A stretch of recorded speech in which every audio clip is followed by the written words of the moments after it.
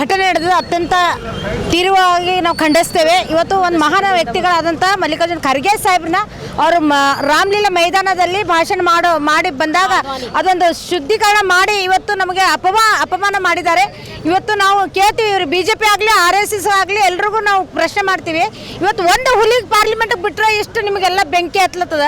ಇನ್ನು ಅವ್ರ ಹಿಂದೆ ಸಿಂಹಗಳು ಭಾಳಷ್ಟು ಪಾರ್ಲಿಮೆಂಟ್ ಸೇರೋರಿರ್ತೀವಿ ನಾವು, ಅವಾಗ ನಿಮಗೆ ನೋಡ್ಕೋತೀವಿ ಅಂತ ನಾವು ಹೇಳ್ಕೊತೀವಿ.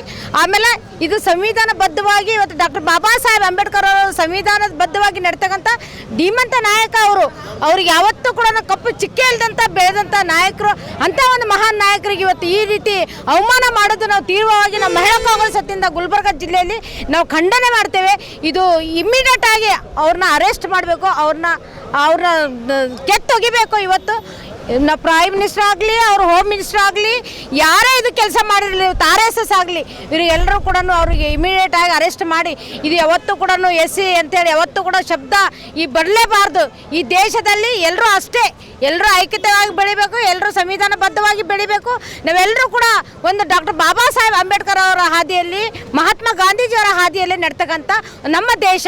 ಈ ದೇಶದಲ್ಲಿ ಈ ರೀತಿ ಮಾಡ್ತಕ್ಕಂಥ BJP ಆಗಿರಲಿ, ಅವ್ರ RSS ಆಗಿರಲಿ, ಇಮಿಡಿಯೇಟ್ ಆಗಿ ಅವ್ರನ್ನ ಅರೆಸ್ಟ್ ಮಾಡ್ಬೇಕಂತ ಹೇಳಿ ನಾವು ತೀವ್ರವಾಗಿ ಖಂಡನೆ ಮಾಡ್ತೀವಿ. ಇವತ್ತು ನಾನು ಚಂದ್ರಿಕಾ ಪರಮೇಶ್ವರ್, ಗ್ಯಾರಂಟಿ ಜಿಲ್ಲಾ ಮಹಿಳಾ ಅಧ್ಯಕ್ಷ.